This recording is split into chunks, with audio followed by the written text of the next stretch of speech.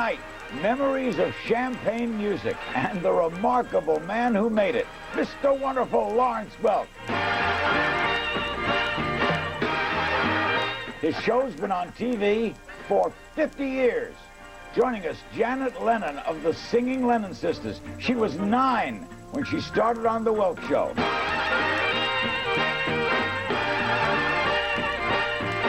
The man with all the moves, dancer Bobby Burgess, a former Mouseketeer, joined The Welk Show in the summer of '61.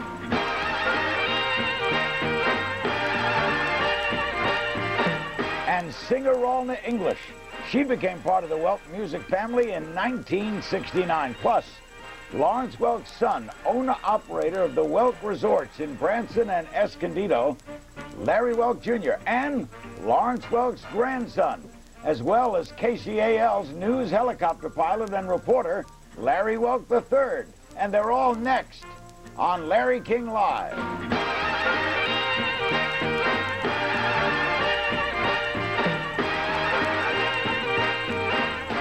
We thought this would be an appropriate way to begin. How the man got hit with bubbles all these years, I'll never understand it, but hey, anything for show business. It's a new thing for me, Mr. Wonderful. We're going to have a great show here tonight, folks, with an outstanding panel and a wet table. Right. Whoa, I love this.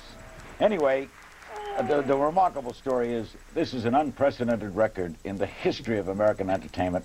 Lawrence Welk started on local TV on KTLA in 1951, debuted on ABC in 1955, went off ABC in 1971, immediately into syndication for 11 years, and now in its 15th year on public television. That's 50 years in all. Larry Welk Jr., how do you account for this mainstay attraction? I think probably I would account for it by the fact that my dad loved what he did, and he loved entertaining people, and that was the most important thing to him. And that showed through. It definitely showed through. Plus, he had paid his dues for so many years doing those one-nighters through the Midwest and the ballrooms, and we still see that today. People come up to us in Branson, Missouri, and they say, my grandmother, danced to your dad back at the such and such a ballroom. And you now do all his memorabilia, right? Your life is built around your father. Well, in a way, yeah. I mean, we do. You got the Branson, Missouri spot, right? We have a resort in Branson, Missouri, and we have a resort down in Escondido, California, where we have a small theater. Is his birthplace a monument too? Yes, they restored his birthplace, which was in Strasburg, Dakota, right? North Dakota. It was just a little sod home, and my dad left the farm when he was 21, spoke no English, and what was he? He was German. He was German. Yes, and the family didn't speak English. They didn't speak any English. I remember going back there as a little kid and listening. And of course, I didn't speak any German, so it was very difficult to communicate. And I remember those German ladies made good kuchen, so that was... And Larry III grew up to be a helicopter pilot. Well, yeah, I mean, it follows...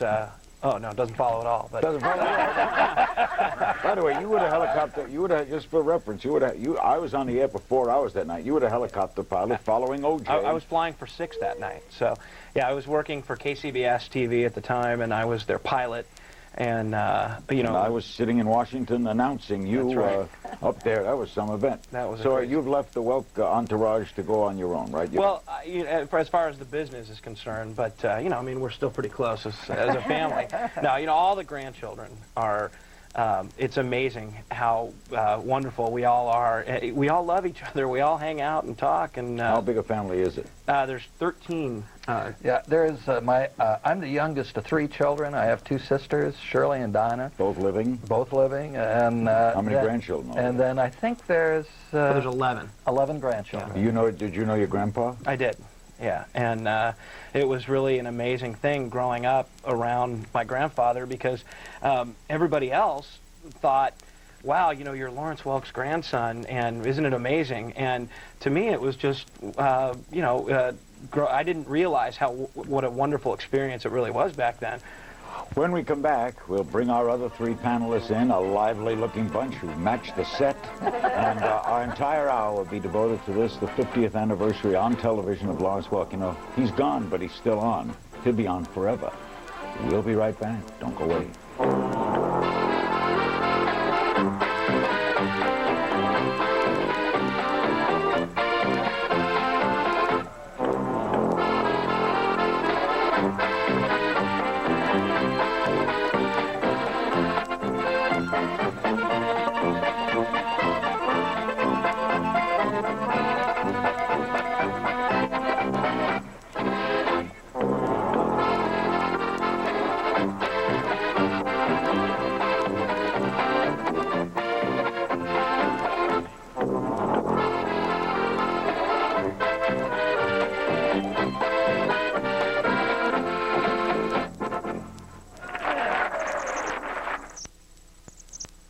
The Lennon sisters. He can turn the tide and calm the angry sea. Zippity-doo-dah, zippity-yay. My, oh my, what a wonderful day. Plenty of sunshine heading my way. Zippity-doo-dah, zippity-yay. It's the bluebird on my This is a wonderful nostalgia show for you this evening, saluting Lawrence Welk. And now we're going to talk to our three people who performed so ably on that show for so long. Janet Lennon, how many sisters? There are three of you, right? There were four sisters Four. to begin with, yes. And then three. Well, at one point three, and then back to four, and now we're back to three again. How did you hook up with Lawrence Welk? Well, Larry and my oldest sister Dee Dee went to high school together, St. Monica's in Santa Monica, California, and Larry asked Dee Dee to a party one night. It was going to be a Halloween party in 1955. And at the time, my sisters and I were singing at little service clubs, like Elks Clubs, Lions Clubs, just to make a couple of dollars. We wanted to build a dormitory on the back of our house because there were so many kids. And Dee Dee said, well, I'd love to go to the party with you, but my sisters and I are singing at the Elks Club. And Larry said, well, you know, I'll come watch you sing. I'll pick you up. I'll take you to the party. So he came and heard us sing, and he said, gosh, I didn't realize you were singing with your sisters. I thought you were going to be with a choir or something. And he said, my dad just started his national show on ABC. He's looking for young talent, so I'm going to tell him about you. So we didn't think much about it. This was in October. In late November, it was a Sunday morning. It was raining, I remember. And Larry called our home and said, my dad's home in bed, sick with a cold. He can't get out of the house. Come sing for him.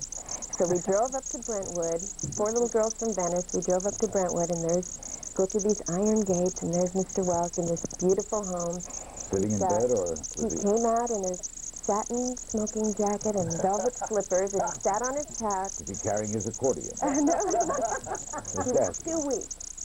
But he came out and he said, so sing for me.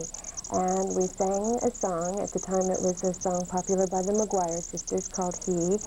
And he said, well, I just think you're terrific. And he called his musical director on the phone and said, I want you to hear this. And we sang for him. And he asked us to be on his Christmas Eve show, 1955. And we were on every Saturday for 13 years after that. Did he ever pay you any kind of real money? Eventually. That was Joe Story. He didn't pay great money, right? He played everybody's scale. I mean, That was his policy, everybody's yeah. scale. Well, it's not a bad policy, so he kept it all. Yeah. He paid the musicians, made AFM scale, and the singers and dancers made we all after knew that. scale. Yeah, we all knew that. All right, now we'll get to That's right. the Burgess story. So you worked the scale, too? Right. He told us right up front. all worked the scale. He took us into his dressing room, my partner and I, and he said, now, I only pay scale, but if you do well, you can make a lot of money on the outside doing state and county fairs and club dates and nightclubs and stuff like that. And he said, also, if you stay with me for 10 years, I have a profit-sharing plan. Oh. And I'll give you 100% of what I put away, 15% of everything you make for me, if you'll stay 10 years or longer. Well, I stayed for 21 years, and I left with 6 figures. Not bad, huh? What was a Mouseketeer doing at the Lawrence Welk audition? Well, I was lucky. I went from one family institution to another, from Walt Disney to Lawrence Welk. And, you know, Lawrence Welk used to say to people, I never have any trouble with Bobby because he was raised by Walt Disney. I mean, you know, And you had the dance partner, right, Barbara? Yeah, I started with Barbara. We started dancing on the Welk Show when I was 19. And we used to be suspicious there was a relationship, was there? Well,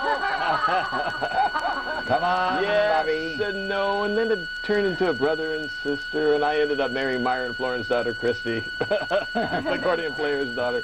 But yeah, Barbara and I danced together on the show for 6 years, and she married one of the singers. And What was it like working for him?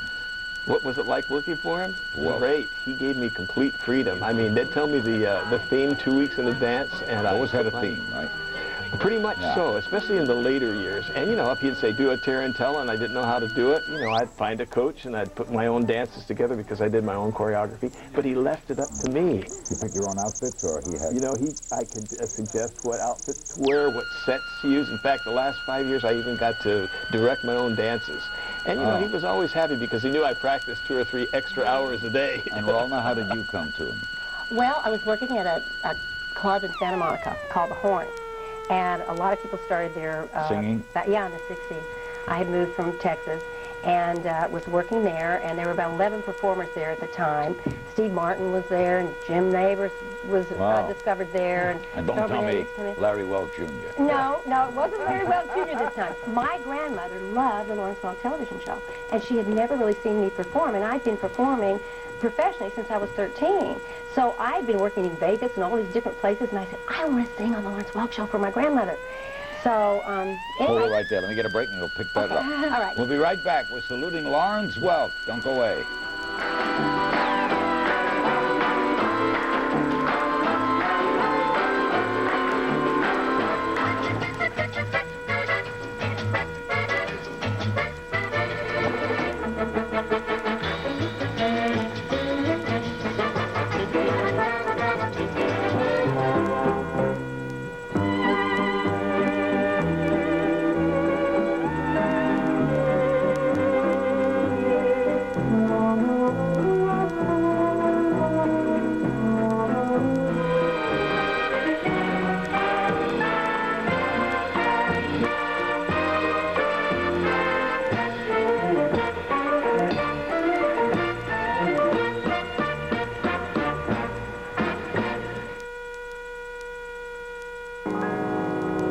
You'll never know just how much I miss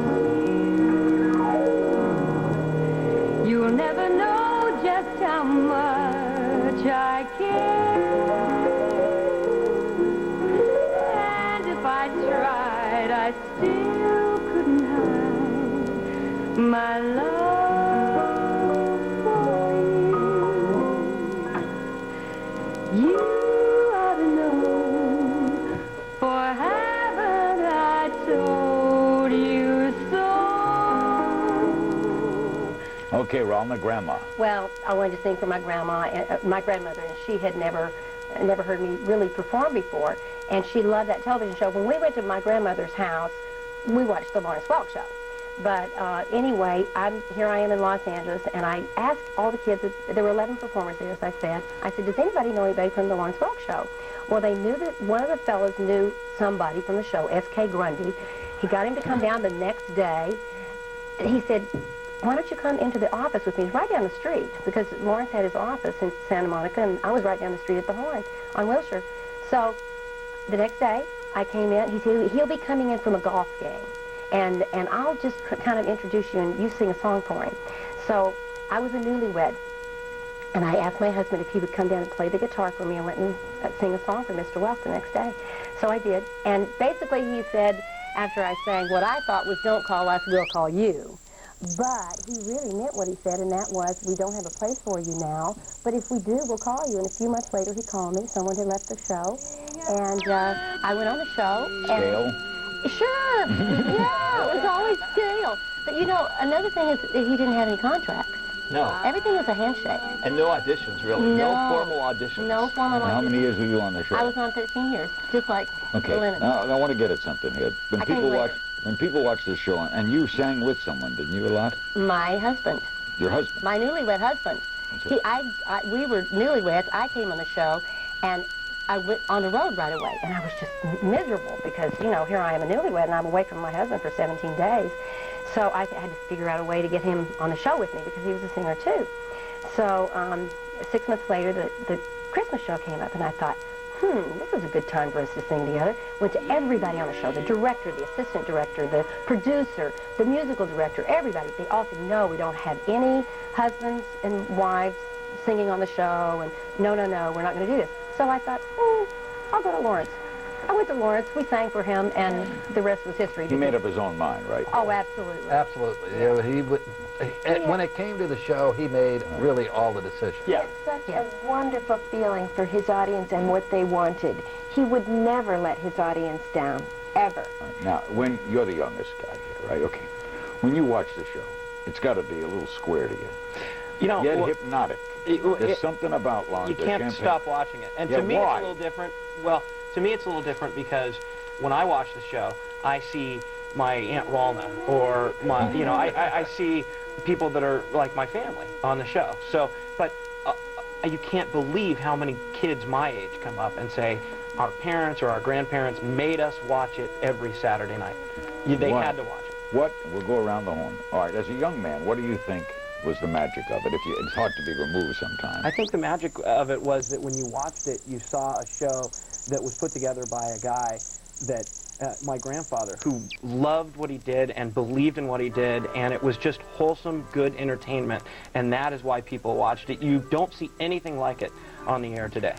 To his great credit, Pete Fountain played for your father. That's right. The great clarinetist, the great jazz Dixieland clarinetist. And I said, well, why did you, a great jazz Dixieland clarinetist, play for Lawrence Welk? And he said, I learned more under Lawrence Welk than anything. And the one thing I learned was discipline. Oh, absolutely. Yeah, my dad brought, well, first of all, Dixieland was his favorite kind of music.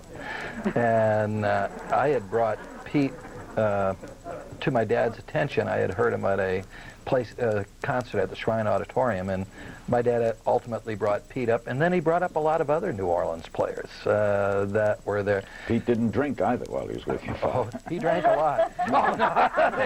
Well, your father didn't. But not on the show. What do you think made that show? You know, it's such a mixture of, I think the warmth and the real feelings came through. Because it was square. I mean, it was square in 1951. It was considered. Well, square. you know, when I went, Arthur Godfrey was considered hip. When that show went on the air in 1955, my dad was 52 years old, so he was not a young man. I mean, it's not like an overnight sensation. I was 15 when that show went on the air, and the music, I wouldn't have listened to that music at that point in my life. I remember him on the radio. Your father was on the radio. Oh, yes. Yeah. We'll take a break, come back with lots more to go with our tribute to the Lawrence Welk Show. And when someone's on that long, you feel like he's still... When did he pass away? In 1992. 92. It's been 9 years, and you still feel like he's around. Don't go away. Gentlemen, 1, 2, and...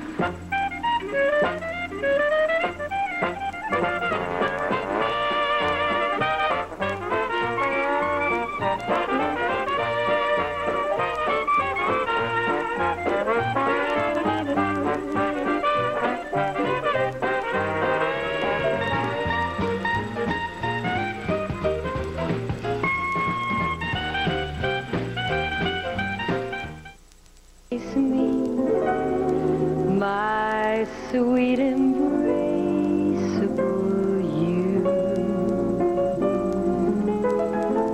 embrace me, you irreplaceable you. Just one look at you, my heart grew tipsy in me. You and you alone bring out the gypsy in me. We're back. Larry Jr., your mother's still with us, though, right? She is. I talked to her on the way over here today, and How old is she? She just turned 98 years old. Wow. Why did he pick the accordion? When he was on the farm, he made a deal with his parents. They had an old pump organ there, and so he learned a little bit how to play keyboards, but he always wanted to play the accordion. So he made a deal with his father that he would stay on the farm and work until he was 21 years old, if his dad would buy him this $400 accordion, which was a lot of money, you know, in those days. Was he the only major orchestra leader whose the instrument was the accordion? As far as I know. Oh, yeah. So. Dick, the only other guy I could think of, Dick Contino, who won on Horace Heights Amateur Hour. I remember that. Yeah, and it's funny. I mean, the accordion, of course, people still laugh at the accordion today, even though in certain types of music like Cajun. Well, what do you think, Janet, was I think that magic? You know, music is such a universal language, and we get a lot of people coming up after the show in Branson who say, my family, we moved from Europe or from anywhere in the world to the United States in the 50s or 60s, and we couldn't speak English, and we couldn't understand the shows on TV, but we could turn on Lawrence Welk, and our whole family could dance and now have in Branson, fun. do you do a Lawrence Welk show? Our show in Branson is You and two a sisters? really hip, great hip show. I wish more people knew it. It's fabulous music. The band is awesome. Is it called the Lawrence Welk Show? It's called the Welk Show. This year we do a tribute to Burt Bacharach's music. We have a fabulous young cast and a 20-piece orchestra that knocks people's socks off. What was it like, great Bobby? show. He taped his show, right? But he was live to tape, right? Right. You had to start on time and finish on time. I Right. understand he was a little bit like me. Right. He wanted it to be like live TV. In fact, if anybody made a mistake, you know, it cost a lot of money to keep 45 people and the crew afterwards. But he had like don't stop the tape rule. Yeah, right? don't stop, no matter rolled what. on. He wanted it to look like live TV, and if you forgot your lyrics or whatever it is, it looked like it was happening. Was it there for pressure or fun? Did I have a lot of pressure or fun? I had a great time, both. But, you know, I was so focused on my dance routines, I didn't get to see all this other great talent. And now that I'm at home on Saturday night, I looked at that show, and there's some great musicians and artists on Were that you show. under a lot of pressure, Alna? Was I under a lot of Yeah. Live television, national show, one of the first national hit shows. No, not really, not performing. No, I didn't. But I did go through a period of time in my life where I was under a lot of pressure. And in fact, You had a breakdown, right? I had a breakdown in 1980, and Lawrence was wonderful. You know, he was very quiet. You're diagnosed bipolar, right? Yeah, and I took medication until 1992 when I was taken off of it by my physician, and I've had no problem since then. So Was he supportive? Lawrence? Yeah. Oh, very, very. He was wonderful. I adored him. I loved him very much. How did you get over it? I had an experience in a middle ward of a hospital, and I felt literally God's physical hand on me, and it changed my life forever in another direction. So. He was very, well, how should we put this, squeaky clean, right? I mean, nothing, you couldn't do double entendre on that show. You couldn't do things that were... Everything was pretty, as far as like speaking on the show, everything was pretty scripted because they had to get 22 musical numbers and all the intros There were 22 in 1 hour. numbers every Usually week? 21, 22. 21, 22. And so Mr. Welk had cue cards, which he would read in between. And other than that, we really were not encouraged much to talk a lot. But as far as the material went, no, we couldn't do double entendres. And he did change words once in a while. If the word beer was in a summer kind of song, he would change it to cheer. You know, Yeah. although he had champagne music, I don't know. But he wouldn't take beer or cigarette advertising, right? No, he would not. And Ahead of his time. no, that's right. And I would say, like, probably some of the frustrations that maybe an artist such as my friends here would have experienced is that he would pretty much pick the songs that for the people to do, and he would always want you to stick to the melody. He was very conscious of his audience. But you know, he really wasn't that way with me, Larry, and guiding me. Not at all. He let you we pretty improvise? much chose. I think Lawrence changed over the years. I think when the Lennons were there, it was a different ball game. And then later on, because we chose our material for the most part. I mean, they would come in and say, do Love Nest, and you go, oh, Love Nest, okay, let's learn it. But I mean, for the most part, we would say, we want to do this, how about this song? And we would work out the arrangement ourselves as far as, get a break. you know, for the most part. We'll get a break, come right back. We'll reintroduce our panel. We're only halfway through our tribute to Lawrence Welk. Don't go away.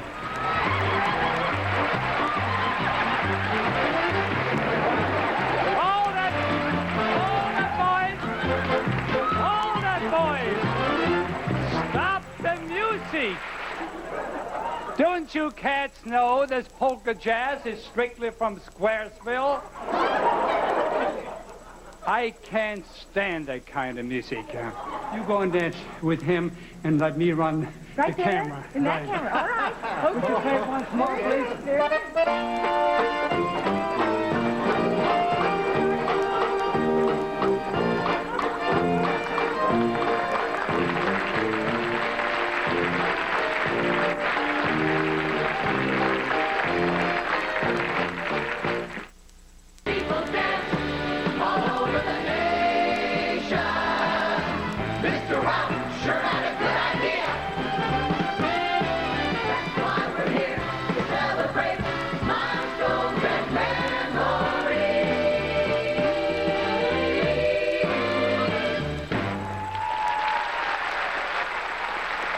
We're back, saluting 50 years of television.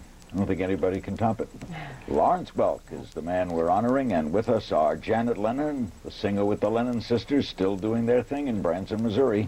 Bobby Burgess, dancer, former Mouseketeer. He and his dance partner, Barbara Boylan, hired for Welk Show in the summer of '61. Ralna English joined the Welk Show in 1969. Larry Welk Jr. is his son and owner-operator of the Welk Resorts in Branson, Missouri and Escondido, California. And Larry Welk III, his grandson, who's a helicopter pilot reporter for KCAL Channel 9 in Los Angeles. Another interesting thing, Larry Jr., he didn't have comedians, right? No. In fact, Afraid of blue material?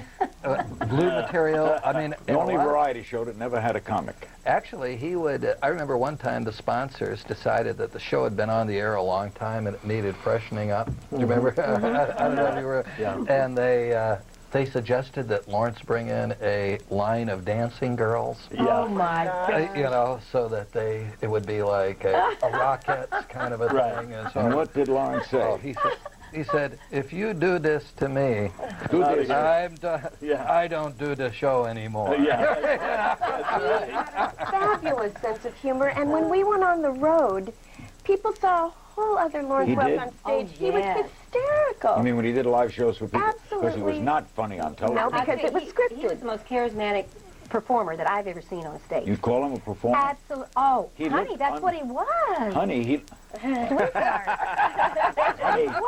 looked uncomfortable at times. But I mean, they called him the Ed Sullivan of music. He was reading cue cards. You know, he grew up on the road doing all the live entertainment. Mm-hmm. They could go out and play Madison Square Garden. I think he played 22,000 people. And he'd have them in the palm of his hand. In the palm of his hand. You could hear a pin drop. Oh, he had a lot of comedy bits. I mean, his most fun was he'd invite people out of the audience to do the polka. One time we took this lady on tour, and every night she lost her wig. Nobody knew that. We weren't supposed to tell anybody, but she would come up, let him hold her glasses, and he would start polkaing with her. And then he'd say, Bobby, she's too good for me. You come out here and dance with her. And I'd dance with her, and she'd flip her wig every night. And then run under the table or under the piano and start crying and all. The audience was hysterical. And it was a great bit. The only thing is, it backfired only one time.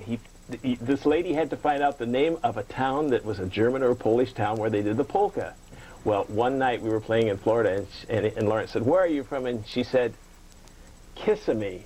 Of course, it was Kissimmee, and it blew the bit, and that's the only night it didn't play. But every night for 2 years, she lost her wig, until finally they put it on the TV show, and he actually exposed the whole thing as a setup by putting it in one of his books. He also broke the color barrier, did he not? Yes, he did. He brought in a... dancer Arthur Duncan. Arthur Duncan? 1964. It's hard to believe, if we tell the audience this, and you think about racial problems. Blacks didn't appear on American television. They were the invisible man. That's true, and I don't think my dad would have known if somebody is black or brown or green. He totally was into what they did as an entertainer. I mean, another thing that he did, and everybody around him told him, Lawrence, you're crazy, is when he hired Myron Florin, who became probably one of the most popular performers to ever be on that show. And my dad was an accordion player, and Myron was an accordion player. Didn't have any envy or jealousy. And they said, Lawrence, you're making a big mistake. He plays better than you. Yeah. And he said, that's the only kind of person I would hire. You were never musically inclined, Larry? Never. I'm killer at karaoke. But other than that, What about the other children, the other grandchildren? no, I mean, some of the grandchildren have musical ability, but they haven't gone into it. They haven't done it professionally. Why did you leave the show? We left the show in 1968. We were all young marrieds. We had young children, and the show was 52 weeks a year. And we just had opportunities to work a lot less, to do 16 weeks in Vegas, and take our kids with us, work less and make more money. You got and real it was big, just too. time. It was just time. When did you leave, Bobby? I never left. You say I right? went clear to the end till 1982, till it was not on anymore. And then we did specials, you know, like in 85, we came back and did a Christmas special. And then since it's been on public television since 87, you know, we just did this big reunion show this last March, and 47 original members came back and performed.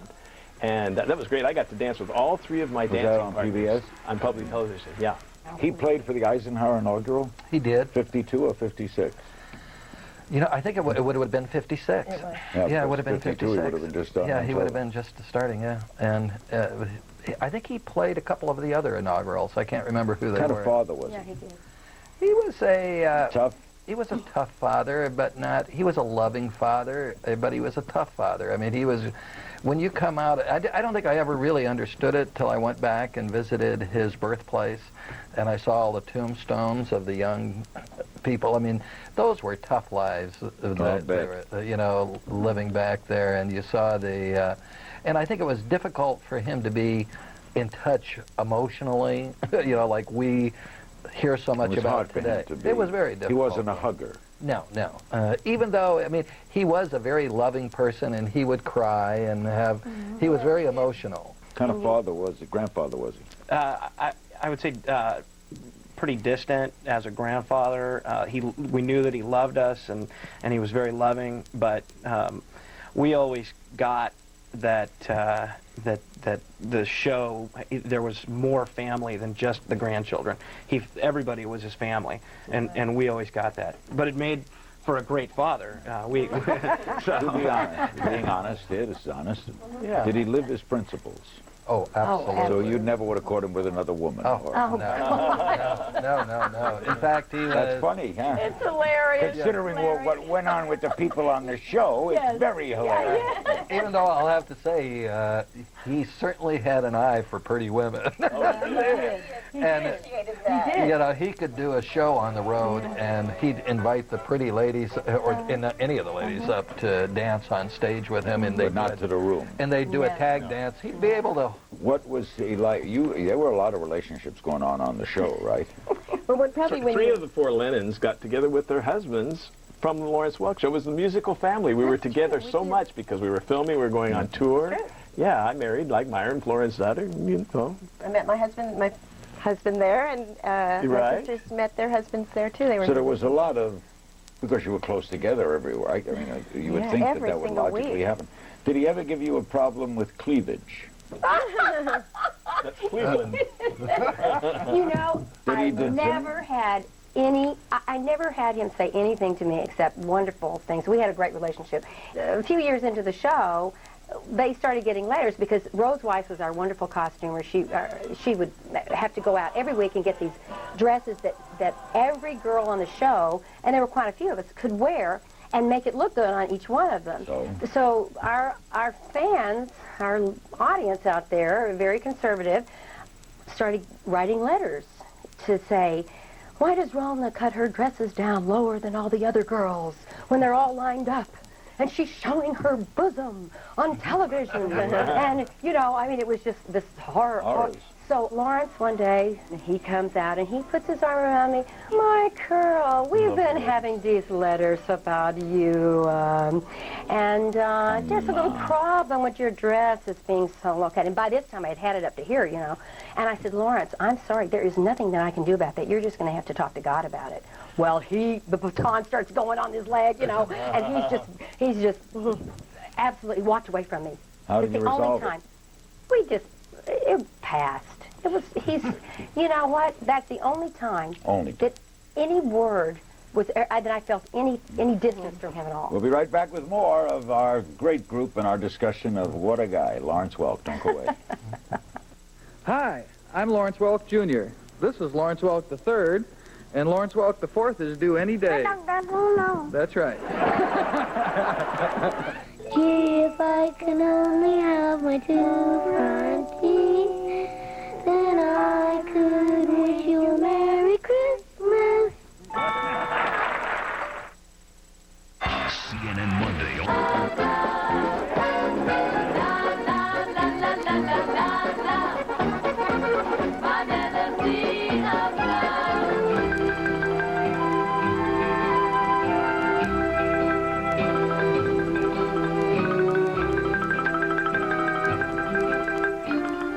We're back. Why did ABC cancel the show?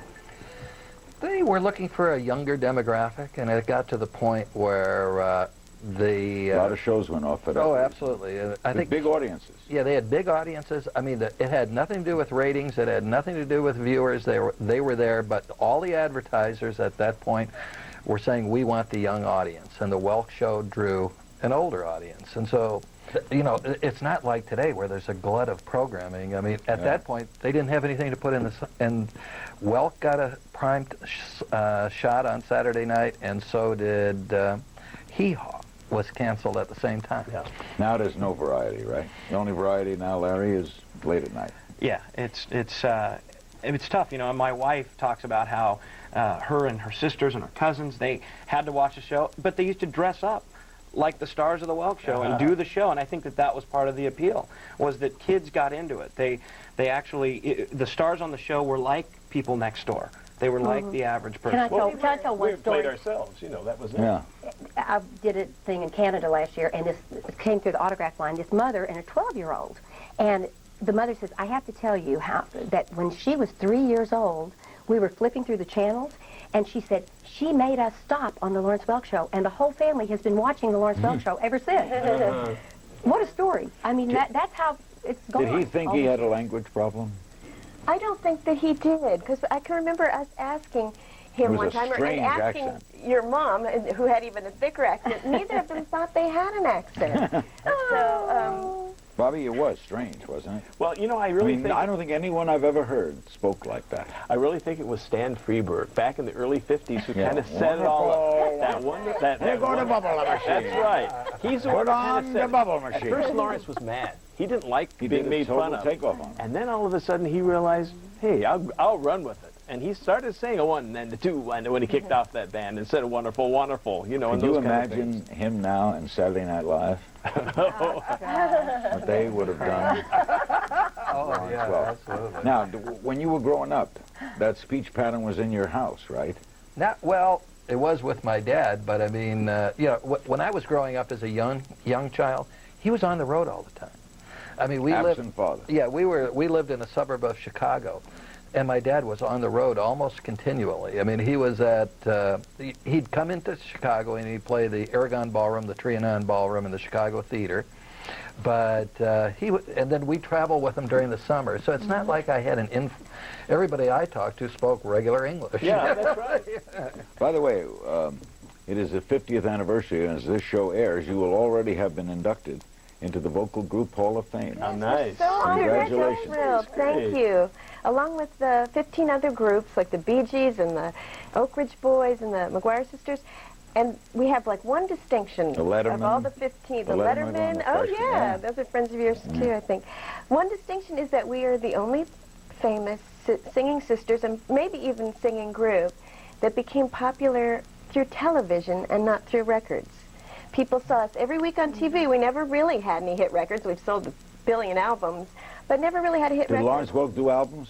Oh, yeah. Lawrence Welk Show albums? See, I won a dance contest dancing to Calcutta. That was his big hit in 1961. Yeah, that was a hit. I remember that. That was a good song. But I mean, he had me do it over and over and over. You know, but then I thought, gee, now that's it. I did the show once, and then he opened at the Hollywood Palladium, and I stood in the front row with my dancing partner. We were all dressed in red, and he says, come up and dance Calcutta. And I said, no, Mr. Welk, I have a new dance routine to Yellowbird, your new hit. just come up and do that. And I did lifts, and he invited me on the show.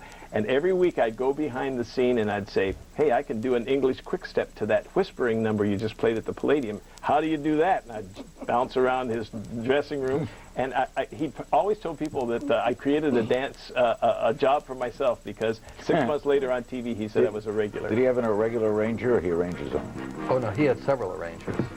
True that he would write personal Christmas cards to fans? Yes, he would. I mean, Thousands? he started out doing it that way, and then it got to the point where every year he would send out probably $250,000. a quarter of a million. Yep, Yeah, that's right. Christmas cards. So 250,000 Christmas cards. That's a lot of Christmas cards. He loved his fans. What was he like on the road?